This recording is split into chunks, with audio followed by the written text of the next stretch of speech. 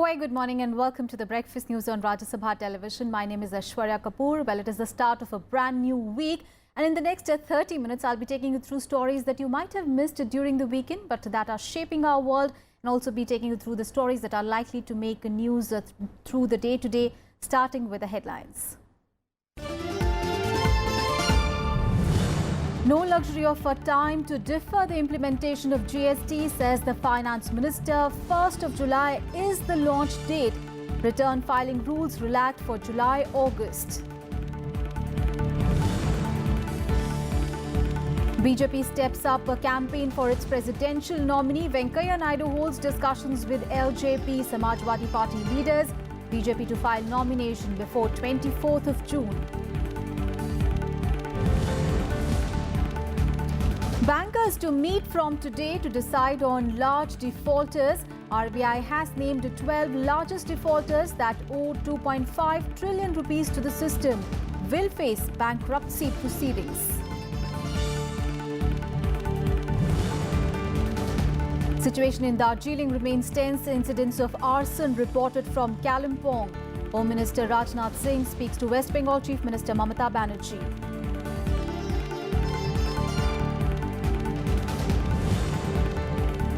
And Pakistan's done India in final to claim a maiden Champions Trophy crown. In Hockey World League semi-final, India thrashed Pakistan 7-1 for a third straight win. Our top story this morning, the GST Council met for the 17th time on Sunday. In the meet, the Council decided to relax the deadline for filing of returns for businesses for the first 2 following GST's rollout. The Council also set tax rates for lotteries and hotel rooms and categorically decided to implement the indirect tax regime from 1st of July this year. The GST Council on Sunday relaxed return filing rules for businesses for the first 2 months of the rollout of the new indirect tax regime. Finance Minister Arun Jaitley said that the relaxation was given to obviate any lack of preparedness. As per the revised return filing timeline, the sale returns will have to be filed by September 5th instead of August 10th. Companies will now have to file sale invoice for August with the GST network by September 20th instead of 10th of September earlier. There will be further deliberations which will continue on the e-way bills rules, and after consultations, once consensus is reached and we formulate one opinion, we'll frame the rule. Till then, an alternate rule will operate. Giving some relief to AC hotels, the Council also decided to raise the threshold for the 28% tax to 7,500 rupees from 5,000 rupees at present. This would mean that an 18% GST would be levied on bills of 2,500 to 7,500 rupees. The Finance Minister also said that the GST network will take 4 to 5 months to prepare e-way bill. हमने जो आज सहूलियत दी है कि अगस्त वाली के लिए आपके पास 2.5 महीने हैं, सितंबर वाली के लिए और 15 दिन एक्स्ट्रा हैं, ये इसीलिए दिया है कि लोगों का पहले 2 महीने में अभ्यास बन जाए और सिस्टम के ऊपर भी एकाएक ओवरलोडिंग ना हो. The GST Council also gave its nod to tax lotteries in 2 segments, with state-run ones attracting 12% GST and the state-authorized 28%. 6 rules, including anti-profiteering, was also cleared in the meeting. Finance Minister also said that the Council had categorically decided to stick to the July 1st deadline of the GST rollout. The Council will next meet again on the 30th June on the eve of the launch. Pranav Goswami's report for Rajya Sabha TV. On to the other top story of the day. The Prime Minister's office has called a meeting with senior officials of the Ministries of Finance and Corporate Affairs today. The meeting is to review the progress in the resolution of non-performing assets in the light of recent action taken by the Reserve Bank of India on stressed assets. The banking sector is saddled with NPAs of over 8 lakh crore rupees, of which 6 lakh crore rupees is on the books of public sector banks. Meanwhile, bankers are also meeting today. They are likely to finalize their next course of action on 6 of the 12 bad loan accounts for immediate referral to NCLT after the RBI named the largest defaulters to face bankruptcy proceedings. Now, according to RBI, these 12 accounts owe 2.5 trillion rupees to the system, which constitute around 25% of gross bad loans. Now, an update on the presidential poll and continuing its efforts for a common consensus on the presidential candidate, the BJP reached out to political parties on Sunday. The senior BJP leader M. Venkaiah Naidu held discussions with the Lok Janshakti Party President Ram Vilas Paswan as well as the Samajwadi Party's Ram Gopal Yadav and Naresh Agarwal on presidential election.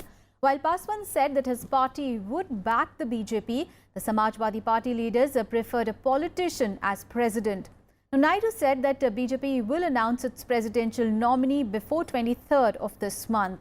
Meanwhile, BJP President Amit Shah also held a closed-door meeting with the Shiv Sena chief Uddhav Thackeray at his residence in Mumbai.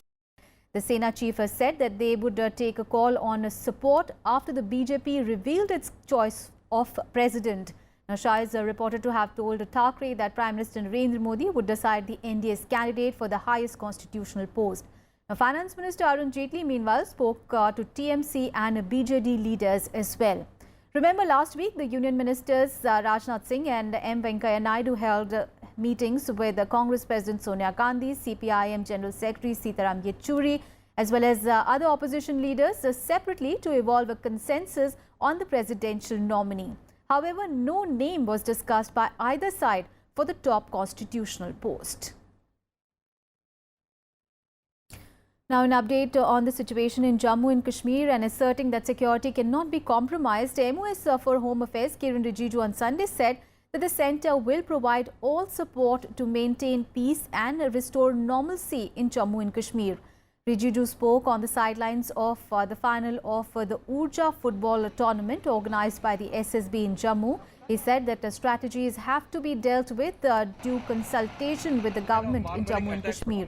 He also emphasized that the people of the region cannot be bowed down by terror acts.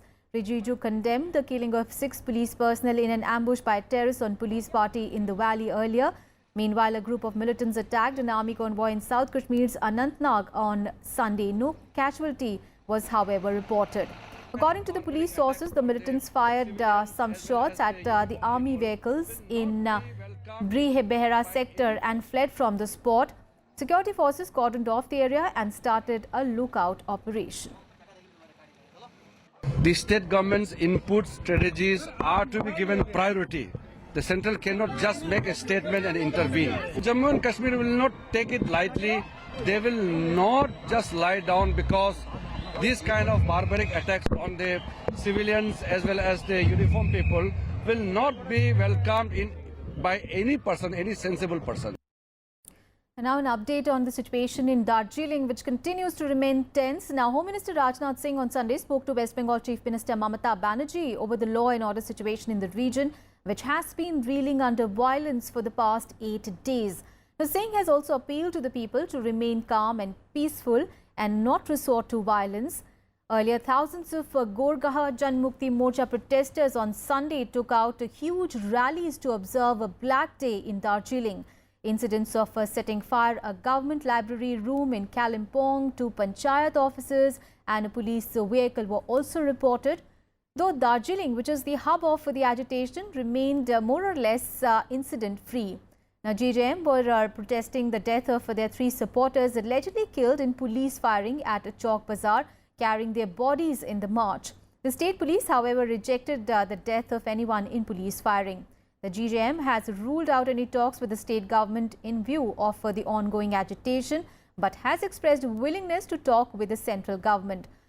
Now, Chief Minister Mamata Banerjee rejected holding of any talks with the GJM leaders until they stop violent activities. She has also said that the agitation is a conspiracy against her government. GJM has been protesting against the compulsory introduction of Bengali language in the state-run schools. They are also demanding a separate Gorkhaland state. News from the northeast of the country, and massive landslides and floods are triggered by incessant rains have left thousands of people homeless in the northeast of the country. 12 people have died due to landslide in Mizoram, while 6 people were killed in Meghalaya. Here is a report. Massive landslides and floods triggered by incessant rains have left thousands homeless in the northeast. At least 12 people have died and more than 800 buildings destroyed in Mizoram due to landslides and floods triggered by incessant rains lashing the state since 9th of June. According to the Disaster Management and Rehabilitation Department report, 10 persons died in Mizoram's Lunglei district, 1 person each died in Aswal and Serchhip districts during the past 9 days. The flood also damaged 137 hectares of cultivated areas and 62 fish ponds. Meanwhile, in Meghalaya, at least 6 persons have been killed and several others injured in major landslides triggered by incessant rains. The disaster that took place on Saturday in an industrial area of the Meghalaya Industrial Development Corporation in Ribhoi district, 9 people have been injured while some are still missing. A team of the State Disaster Response Force is putting all efforts to rescue those missing. In Bangladesh, the death toll following the recent landslides has risen to 163. The fresh landslides occurred in the VRs in Khagrachari and Maulvi Bazar districts. 5 more persons, including 3 children, were killed due to the incessant rains in 2 districts. Bangladesh is reeling under flood-like situation as incessant monsoon rains have triggered a series of landslides and waterlogging in the many parts. Bureau Report, Rajya Sabha TV. In Breakfast News, time for a very short break. We'll be back with the more news. Stay tuned.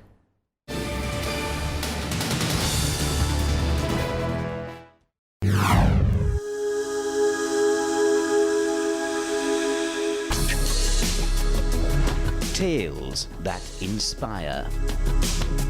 Stories of social change. A salute to diversity. Promoting public discourse. Events that motivate.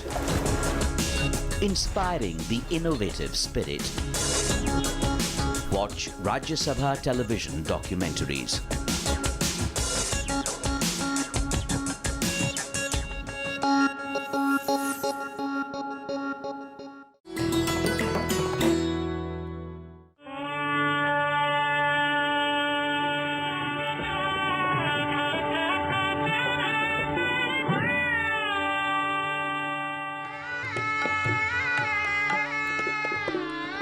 Ustad Bismillah Khan, the legendary maestro who brought Shehnai to the center stage of Indian classical music in 1937.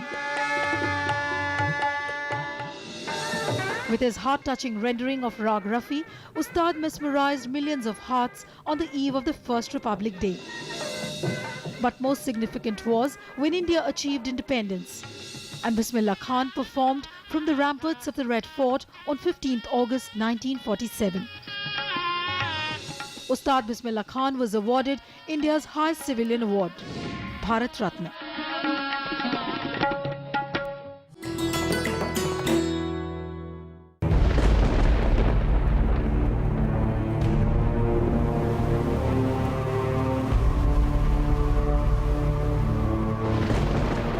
This is Kibutu in Arunachal Pradesh, East Point East on the map of India.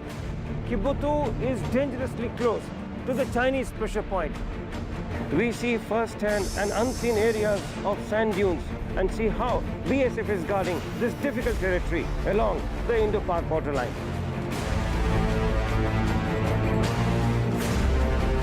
We are now slowly entering into the interior-most parts of the Sarkirik area. Indo-Tibetan Border Police Force justifies each word of this thing. Watch super exclusive episodes of National Security series only on Rajya Sabha television.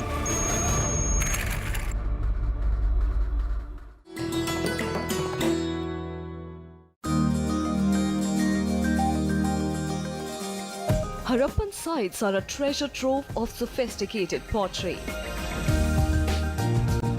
These creations show tremendous advances by the potter's wheel. Creations like the perforated jar, the copper axe, the chisel and knives astound even present-day archaeologists.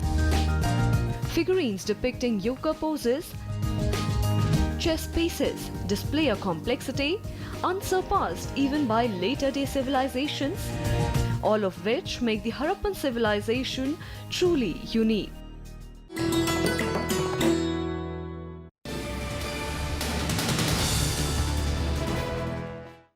Welcome back after the break. Now let's take a look at all the other developments from the country in nationwide.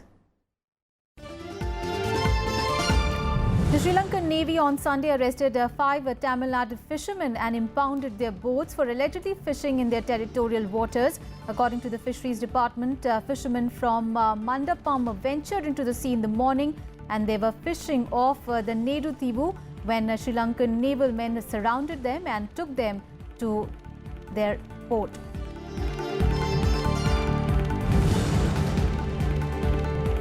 According to the government, guidelines to rein in unruly air passengers is expected to be early next month. A revised civil aviation requirement is being finalized after receiving comments from all the stakeholders.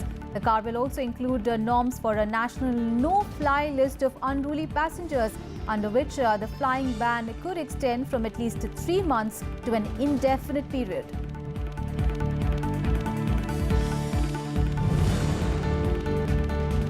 The Bharatiya Kisan Sangh will observe a statewide agitation against the government from 20th of June. As a part of the protest, all the farmers' market will be shunned in the state. The farmers claim that the state government is not paying heed to their demands.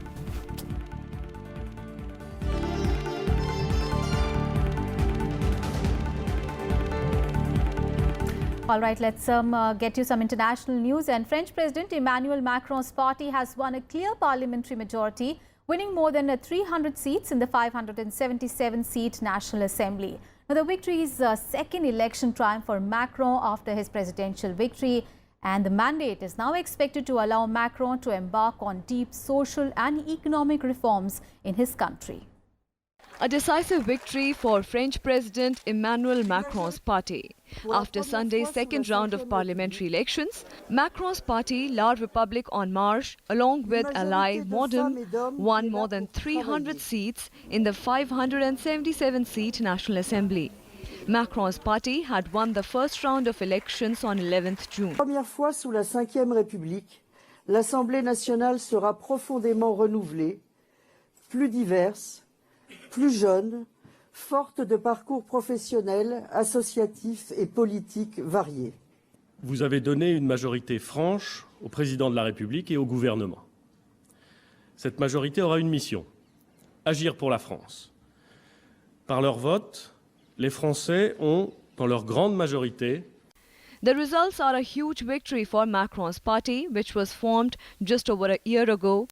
Half of its candidates have little or no political experience. The results come a week after Macron's own presidential victory. He had won without the support of a traditional mainstream party, convincingly over far-right candidate Marine Le Pen. However, opposition has pointed that turnout in the second round of parliamentary elections was too low at just over 40%. De son modèle social et de son identité. Si le gouvernement Macron dispose d'une très forte majorité à l'Assemblée, il doit savoir que ses idées sont parfaitement minoritaires dans le pays et que les Français ne soutiendront pas les projets d'affaiblissement. Despite the low turnout, the comfortable victory of La République En Marche and Modem is a big blow to the traditional parties on both the left and right. The result also gives the 39-year-old president a strong mandate in a parliament to pursue his pro-EU, business-friendly reform plans. Bureau Report, Rajya Sabha TV. Portugal has declared 3 days of national mourning for the 61 victims of one of the country's deadliest forest fires. 4 children were among the victims, many of whom were found dead inside their cars as they tried to flee the central forested region of Pedrogao Grande. Now, hundreds of firefighters are continuing to tackle the blaze on several fronts. Prime Minister Antonio Costa called it the greatest tragedy that we have seen in recent years in terms of forest fires. He said that it was thought to have been sparked by a lightning strike. 4 firefighters are among the 54 people injured in the fire, which is raging in several parts of a mountainous area, some 200 kilometers northeast of the capital, Lisbon. Authorities said that the number of victims may rise as fire officials inspect the villages affected. Meanwhile, European countries are also coming together to assist Portugal. France and Spain have sent planes to help battle the blaze. Este momento não tem medida.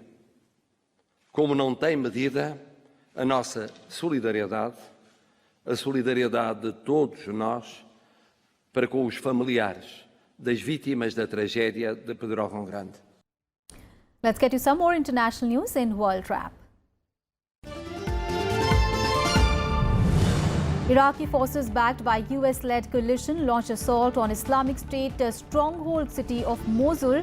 The forces stormed on Al-Shifa district. Also, the Iraqi capital of Islamic State pressing months-long campaign to retake the old city. At least hundreds of civilians are trying to flee the fighting. They have been killed in the past 3 weeks by the militants there. Kang Kyung-hwa was appointed as South Korea's first female foreign minister on Sunday. Despite facing strong objections from opposition-led party, President Moon urged Kang to show actions that will prove them wrong by expanding diplomatic relations of the country. Kang, a former UN official, has been previously accused of alleged tax evasions.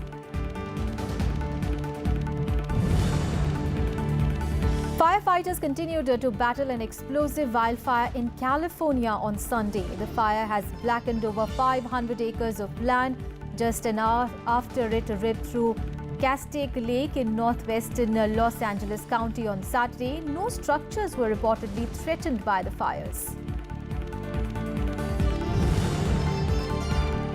At least 2 people were killed and more than 30 were left injured after gunmen started shooting in a resort in Mali.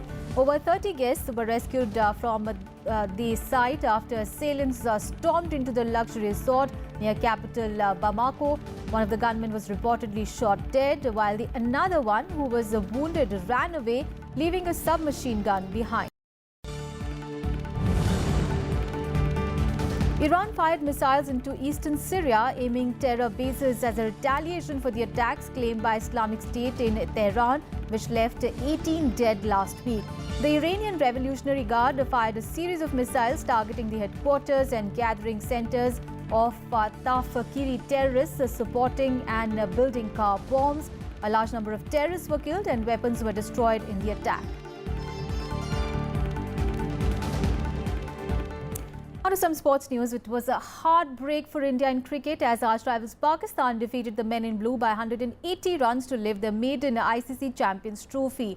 Now put into bat, Pakistan put on a big score of 338 for 4 thanks to a magnificent maiden century by opener Fakhar Zaman. Now Azhar Ali and Mohammad Hafiz contributed with half centuries as Pakistani batsmen piled up misery on the Indian bowlers. Now, chasing the mammoth total, India had the worst possible start with informed Rohit Sharma departing for a duck in the very first over. Mohammad Amir then tore through the Indian top order, reducing the defending champions to 54 for 5 wickets. India eventually limped to 158, Pakistan winning by 180 runs to take their first global 50-over title since 1992.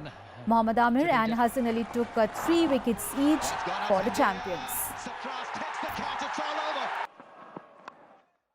Great achievement for me and my team and my country. Hopefully this win everyone is remember, not today, not tomorrow, after very long time. And now after no one talking, if you are guys beat India in World Cup or any other tournament, and credit goes to my team management. They worked really hard after the first defeat. They motivated us, and credit goes to my boys. They're learning very well and their hard work. And now when we arrive here, we are number 8, and now we are the champion. So hopefully this win will boost up Pakistan cricket, and hopefully the all playing nation hopefully is coming to Pakistan. While cricket was a huge disappointment, there was some cheer coming in from hockey as India beat Pakistan 7-1 in the Hockey World League semi-final on the another corner in London. It was India's record biggest win over Pakistan, and it means that India has sealed a place in the quarter-finals of the tournament. In the Group B match, Akashdeep Singh, Harmanpreet Singh and Dalvinder Singh scored 2 goals each. Pardeep Moore accounted for other goal, while Pakistan's consolation goal came in from the stick of Mohammad Omar Butta. Earlier, India had also blanked Canada 3-0 and Scotland 4-1. India now maintain their top spot in the group, while Pakistan are still 6th with no points. India will next play the Netherlands on Tuesday. And in the world of badminton, Indian shuttler K. Srikanth lifted the Indonesian Open Super Series title on Sunday by defeating Japanese qualifier Kazumasa Sakai in straight games in the final. The world number 22 Indian took 37 minutes to beat his Japanese opponent 21-11, 21-19 to win his third Super Series title. He had earlier won the 2014 China Open and 2015 Indian Open.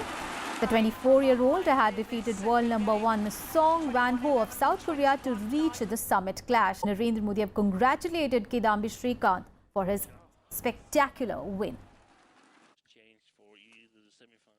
Well, that's it from me and my team in this edition of News. Thanks for watching. Have a great day ahead.